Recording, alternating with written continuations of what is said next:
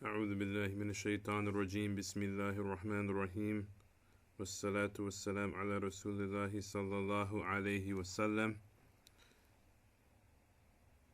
لا حول ولا قوة إلا بالله العلي العظيم ربنا آتنا في الدنيا حسنة وفي الآخرة حسنة وقنا عذاب النار. The author rahimahullah now goes on to mention Babu Salat al-Jum'ati, the section in which he will discuss the rules and applications of the Friday congregational prayer. So the author goes on rahimahullah to say was Salatul Jum'ati fardun ala al-a'yani. The first thing he mentions is that the Salatul Jum'ati is fardun ala al-a'yani, meaning that it is a fard ayn for whoever it is obligatory for them to perform, meaning that it is not a fard kifaya, it is not one of those fards that it is not one of those obligatory acts that if a person were to do it, then it would the obligation would be removed from the rest of the people, but it is an individual obligation. And later on, he will mention those conditions which make Jummah obligatory. So for whoever Jummah is obligatory on, then it is they are obligated to perform it. Then he mentions وَلَهَا شُرُوطُ وُجُوبٍ وَأَرْكَانٌ وَآدَابٌ وَأَعْذَارٌ تُبِيحُ التَّخَلُّفَ عَنْهَا. Then he mentions that Jummah consists of shurut wujubin, meaning the conditions that have to be met in order for it to be obligatory. So we will discuss some of the conditions that have to be fulfilled in order for Jummah to be obligatory on a specific individual. Then he says wa arkanun, which are the integrals. In other words, we can say that they're the shurut as-sihha, meaning these are the conditions that have to be met in order for the Jummah to be sound, or in order for the Jummah to be existing. Meaning the essential integrals in order for something to be rightly considered Jummah, then these things have to be mentioned, and he will mention them later on. Wa adabun, and he will tell you about the adabun, generally referring to the way in which it should be carried out, the recommended things that should be done on the day of Jummah for the sake of Jummah. وَأَعْذَارٌ تُبِيحُ التَّخَلُّفَ عَنْهَا, and also the valid excuses in which it is permissible for a person not to attend Jummah if Jummah is obligatory. So in the case when Jummah is obligatory on somebody, there are some cases in which it is permissible for them not to attend, and he will mention them. So the first category that he's going to cover is فَأَمَّا شُرُوطُ وُجُوبِهَا فَسَبْعَةٌ. As for the شُرُوطُ وُجُوبِهَا, they are 7. The first one he mentions is al-Islamu. So in order for it to be obligatory on a person, they obviously have to be a Muslim. وَالْبُلُوغُ, reaching the age of puberty. So once a person reaches the age of puberty, then these are one of the conditions of shurut wujub, which wal-bulugh would rule out the person obviously who has not reached the age of puberty, like a child. Wal-aqlu, meaning that a person has a sound intelligence, that they can hear and they can understand, and that they don't have any mental deficiencies. Otherwise, Jummah is not obligatory on them. Wal-dhukuriyatu, and to be a male is another condition, which means that it's not obligatory for women to attend the Jummah prayer. Wal-hurriyatu, meaning that a person is not a slave. In other words, if a person was a slave, then Jummah would not be obligatory on them.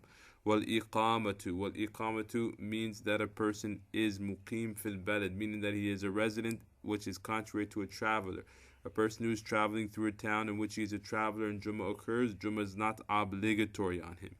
Was-sihhatu, also to be healthy, not sick. So a person who is sick, to the point that it would be very difficult for him to attend Jummah, like maybe a person who has a very serious fever in the middle of the winter, or a person who has some type of sickness that has caused him to be bedridden, then in that case, Jummah would not be obligatory. So any one of these conditions, in order for the Jummah to be obligatory, all of these conditions have to be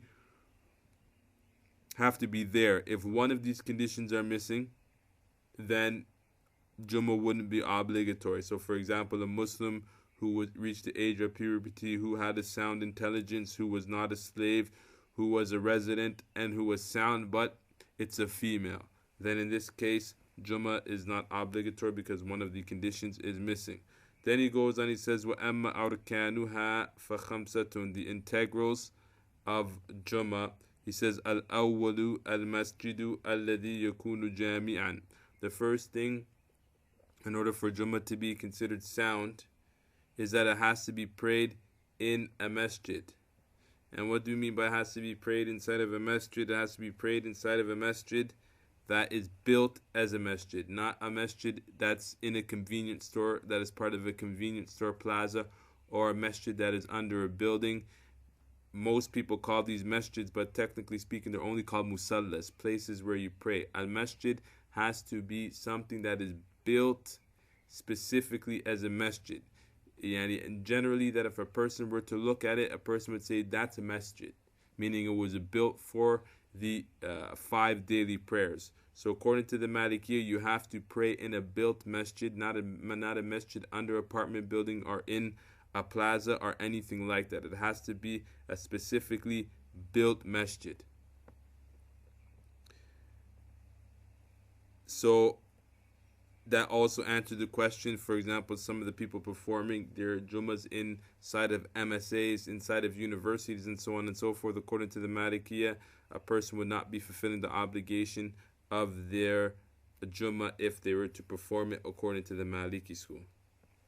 Athani, the second integral is al-jama'atu, meaning that Jummah has to be prayed in congregation. And he says, وَلَيْسَ لَهُمْ حَدٌّ عِنْدَ مَالِكٍ بَلْ لَا بُدَّ أَن تَكُونَ جَمَاعَةً تَتَقَرَّى بِهِمْ قَرْيَةٌ وَرَجَّحَ بَعْضُ أَئِمَّتِنَا أَنَّهَا تَجُوزُ بِإِثْنَيْ عَشَرَ رَجُلًا بَاقِينَ لِسَلَامِهَا. There's 2 important issues which the author unfortunately doesn't distinguish between. There's 2 issues. The first issue that he's talking about is the establishing the Jummah for the first time in a specific place. For example, in some places where they are building or extending a city, or a place where the Muslims are going to the outskirts to build a community and they want to establish a masjid. When and how does Jummah become obligatory in a place where they begin to inhabit? So he says, وَلَيْسَ لَهُمْ حَدٌّ عِنْدَ مَالِكٍ. So if we want to start Jummah in a place, if we build a masjid, there's no specific number that has to be met in order for us to say that Jummah is obligatory. So for example, we're not going to say there has to be 30 families or 40 families or 50 families living in this area in order for it to be, in order for Jummah to be considered established or obligatory. But what we're going to say is, as long as there's enough people, jama'atan tataqarra bihim qaryatun, enough people in that area in which it can be said that those people have started a community, in the sense that they are totally sufficient, meaning that they get their food from that place, they get their water from that place, meaning that they're able to survive individually. The reason why they're stipulating these conditions is in order for this place to be called a town, it has to be self-sufficient. So meaning it's got its own stores, it's got its own places, meaning they're now not in need of going to the next town in order to get things. So specifically speaking, or to be a bit more realistic, if we were to establish a masjid somewhere on the outskirts of the city to start our own community, and we established the masjid, a very simple masjid that we can pray Jummah in, but we don't have our own markets yet. We don't have our own water system. We don't have our own means to supply our own safety. Basically meaning that we are depending upon the neighboring towns for our sustenance. Then in this case, Jummah will not be established until these things are fulfilled. So that's why he mentions jama'atan tataqarra bihim qaryatun. It has to be a congregation of people. It has to be an amount of people living in this place so that we can technically call it a town. So that condition, it has to be there in order for the first Jummah only. So for example, what we're all of what we've been talking about now is establishing Jummah for the first time in a new location. And then he says, وَرَجَّحَ بَعْدُ أَئِمَّتِنَا أَنَّهَا تَجُوزُ بِإِثْنَيْ عَشَرَ رَجُلًا بَاقِينَ لِسَلَامِهَا. The mas'ala that he's talking about here now is the every other Jummah after the first Jummah. In this case, in order for Jummah to be sound, meaning that we to be considered that we prayed the Jummah in Jama'ah, there has to be 12, at least 12 people, not including the Imam, after the Salam of the Imam. So meaning, let's say we go to Jummah and only 10 people show up, and the Imams, and they pray the Jummah for whatever sake, and they say Assalamu alaikum, there's only 10 people following the Imam, then the Jummah would not be considered sound. There has to be 12 people behind the Imam from the beginning to the end, and that's why it says بِإِثْنَيْ عَشَرَ رَجُلًا بَاقِينَ لِسَلَامِهَا, which also means that, for example, if let's say we establish the city and for whatever reason Thursday night half of the town decided to get up and leave. So when Jummah came around, before Jummah, we seen that once Jummah started, there was only 7 people who attended the Jummah. And what we mean by the people attending the Jummah, we mean the people who it's obligatory for them to attend Jummah. So we're not including women, and we're not including children. So 7 men to whom Jummah is obligatory on are the only ones left remaining in this place. Then, in this case, Jummah wouldn't be considered obligatory anymore because they don't have 12 people to fulfill the condition. Another view or another way of looking at this too is, let's just say that we were doing Jummah and there was 15 people, but during the Jummah 4 of them broke their wudu, and so they went to go make wudu, and the Imam said salam, and there was only 11 people left. Then in this case, Jummah would have to be repeated because there has to be 12 people baqina lis-salamiha that have to be there until the salam has been fulfilled. Until the salam has occurred, meaning the salam of the Jummah, meaning the exit or the finishing of the prayer of the Jummah. Otherwise, it wouldn't be sound.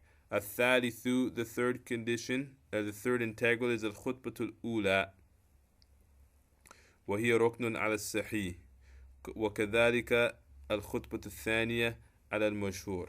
Yani that there has to be 2 khutbahs. Part of the integrals of Jummah is that it has to consist of the 2 khutbahs. So let's say, for example, if and what we mean by khutbahs is we mean Arabic khutbahs. It has to be done in Arabic language. It can't be done in any other language. So for example, if a khutbah was done in English and then they stood up and they prayed the Jummah prayer, then the Jummah prayer wouldn't be sound, because the khutbah, the first khutbah and the second khutbah have to be there, and they have to be done in English language. So the best way to do the Jummah in our times is to have a person stand up beforehand and speak in English as he pleases. Then to actually start the Jummah after by having the 2 recitations of the khutbah in Arabic and then the Jummah prayer right after. But they should not just, it wouldn't be sound if a person was just to speak in English and then pray the Salatul Jummah. It would not be considered valid. So again, the best way of doing it is to give a speech at the beginning in English if a person wishes, then to do the 2 khutbahs, and then to say the Jummah prayer. So that's why he says وَكَذَلِكَ الْخُطْبَةُ الْخُطْبَةُ الْأُولَى وَهِيَ رُكْنٌ. It's a rukn على الصحيح according to the sound opinion. وَكَذَلِكَ الْخُطْبَةُ الثَّانِيَةُ على المشهور. So in reality, both of the khutbahs are considered integrals. Then he says وَلَا بُدَّ أَن تَكُونَ بَعْدَ الزَّوَالِ وَقَبْلَ الصَّلَاةِ. And it is necessary, it is a condition that both of the khutbahs happen after the zawal, meaning after the dukhul al-dhuhr. You cannot start the khutbahs before dhuhr time comes in, because dhuhr is a substitute for, Jummah is a substitute for dhuhr, and so so the Jummah, all of Jummah has to occur in its time. Because some of the scholars are of the opinion that the reason why we pray 2 rak'ahs is because the 2 khutbahs are replacements for the rak'ahs. Although that's some of the opinion of the scholars, sometimes it's there's some point of views that can make this issue problematic. But in general, the point that he's making here is that it has to be done after the time that dhuhr has come in. That's why it says ba'd al-zawali wa qabla al-salati, and the khutbahs have to be done before the prayer. Then he says وَلَيْسَ فِي الْخُطْبَةِ حَدٌّ عِنْدَ مَالِكٍ أَيْضًا وَلَا بُدَّ أَن تَكُونَ مِمَّا تُسَمِّيهِ الْعَرَبُ خُطْبَةً. Then here he mentions that, which is an answer to a question: how long does the khutbah have to be in order for it to be considered a khutbah? Does it have to consist of 1 ayah, or 2 ayahs, or 3 ayahs, or so on and so forth? He says here that وَلَا بُدَّ أَن تَكُونَ مِمَّا تُسَمِّيهِ الْعَرَبُ. Yani Imam Malik once again did not make any specific limitation or specific criteria to what exactly a khutbah has to be, but he just says, all he said is that it has to be that in which the Arabs consider a khutbah. According to the Arabic language, what would be considered a khutbah? So in general, the khutbah should consist of mentioning the name of Allah, mentioning sending salawat on the Prophet sallallahu alaihi wasallam, warning people to obey Allah and to stay away from sin, and recitation of an ayah from the Quran. So that's why it says, if we look at Sheikh Dardir, he gives us a short thing in which we can actually consider it, as long as these things are there, we can actually consider it a khutbah. So he mentions that if we were to say Alhamdulillahi wassalatu wassalam ala Rasulillahi sallallahu alayhi wasallam, wa amma ba'du usikum bi taqwallah wa ta'atihi wa uhadhirukum an ma'asiyatihi wa mukhalifatihi. Qala Allahu ta'ala فَمَنْ يَعْمَلْ مِثْقَالَ ذَرَّةٍ خَيْرٍ يَرَى وَمَنْ يَعْمَلْ مِثْقَالَ ذَرَّةٍ شَرٍّ يَرَى. So if a person was just to read that in both of the khutbahs, meaning read that in the first khutbah, read that in the second khutbah, that technically speaking would be considered a khutbah according to the Arabs, and that would be sufficient for Jummah. So a person could give their bayan in English, and then after that, then they could do these 2 khutbahs in Arabic, and that would be considered sufficient. And then he mentioned was tustahabbu taharatu fihima. It is recommended for the person who's giving the khutbah to be in the state of purification for both of them, but it's not an integral, but it is considered mustahab. Then he says, وَفِي وُجُوبِ الْقِيَامِ لَهُمَا تَرَدُّدٌ. The later scholars differed on whether or not it is obligatory for the person who is giving the khutbah, whether he has to stand or not. Is it obligatory or not? The later scholars differed whether or not that's obligatory or not. And so it is better to err on the side of the caution and to stand for the khutbah. But obviously for a person who is sick, then sitting down shouldn't affect the khutbah. But we should always avoid the khilaf by taking the opinion in which there's no doubt, and that would be to stand for the khutbah. وَالرَّابِعُ الْإِمَامُ. The fourth one is that there has to be an imam. وَمِن صِفَتِهِ أَن يكون مما تجب عليه الجمعة. Yani that the congregation, or that the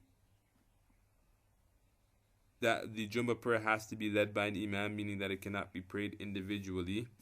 وَمِن صِفَتِهِ, and from the necessary conditions of that imam, and يكون ممن تجب عليه الجمعة, it has to be from somebody who Jummah is obligatory on. This is a very important point which rules out the musafir, the traveler. So for example, it's very common that travelers come into town to different masjids and give khutbahs. According to the Maliki school, the prayer of the traveler who came for Jummah would not be considered sound.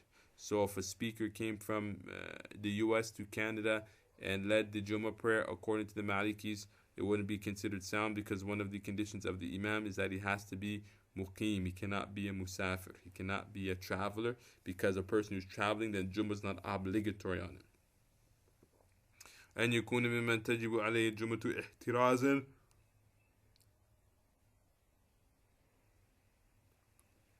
And he mentions this condition, as the fact that a person has to be that Jummah has to be obligatory on him, it automatically rules out the child, meaning the person who has not reached the age of puberty, or musafir, and obviously a woman. So that's why it says ihtirazan min as-sabi, yani contrary to the sabi wal musafir and the traveler, wa ghayrihima mimman lam tajibu alayhim, and anybody else who is not who Jummah is not obligatory on, then if they were to pray as an imam, then the Jummah would not be considered sound. ويشترط أن يكون المصلي بالجماعة هو الخاطب إلا لعذر يمنعه من ذلك من مرض أو جنون ونحو ذلك. It says here also, it is also a necessary condition that the person who is praying bil jama'ati, meaning the imam who is praying with the jama'a, هو الخاطب إلا لعذر, that he must be the one who is giving the sermon in Arabic. So for example, you can't give one person can't give the khutbah and another person lead the Jummah prayer. Although it is permissible, like we said, if a person's given an English bayan, in reality that has nothing to do with the Jummah. So if you had a person come from out of town, they can give the English bayan, but the local person should read the two khutbahs and lead the prayer. So that's what he says here. هو الخاطب إلا لعذر. So the person who is praying should be the same person who's doing the sermons, except if there's an udhr, except if there's a valid excuse. يمنعه من ذلك من مرض أو جنون. Let's say, for example, the person who gives the khutbahs, but he cannot pray. For example, he cannot make sujood, or he's very sick for one reason or another. There's something that prohibits him from doing the prayer. Then in this case, that can be overlooked and it would be permissible. إلا لعذر يمنعه من ذلك من مرض أو جنون ونحو ذلك. Like a person who's sick, or who becomes sick during the khutbah, or something happens to him in which he cannot lead the prayer, then that's okay. Then he says ويجب انتظاره للعذر القريب على الأصح. If there's a udhr that is qarib, meaning if a person, the ulama separated between an excuse that cannot be fixed and an excuse that can be fixed closely or after a short period of time. For example, let's say the imam has a nosebleed. It's a matter of fact of him going downstairs, cleaning his nose and removing the blood, then coming back up. Then they say in this case it's obligatory for us to wait for the imam to come back. But in the case where it's not qarib, where it's ba'id, meaning that it is not assumed that the thing that is prohibited is going to go away anytime within the Jummah period, then in that case it's acceptable for another person to lead the prayer. Al-Khamisu, the fifth one, موضع الاستيطان فلا تقام الجمعة إلا في موضع يستوطن فيه. The fifth condition is that it has to be a mawdi'ul istitana. Here he's referring to that it has to be done within the city boundaries. So the Jummah cannot be performed out somewhere, let's say on a campsite. It has to be performed within the city boundaries. That's what he means by موضع الاستطانة فلا تقام الجمعة إلا في موضع يستوطن فيه. And so it is not to be performed in a place where there's no residency. And then he says ويكون محلا الإقامة يمكن مثوى فيه بلد كان أو قرية. Here the author mentions something which he did not need to mention, but he mentioned it anyways. ويكون محلا الإقامة, and that it has to be in a place in a place in which there is residence. But that is, he mentioned this actual thing beforehand.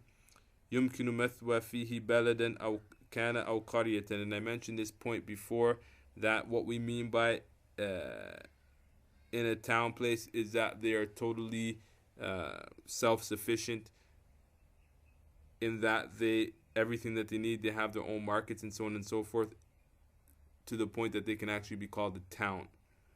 So the author didn't have to mention it. The simple thing he could have just said is إلا في موضع يستوطن فيه. Just simply means that it has to be the Jummah has to be performed within a town and cannot be performed outside of it. And that's the end of the author mentioning the 5 things mentioned about the arkan of Jummah.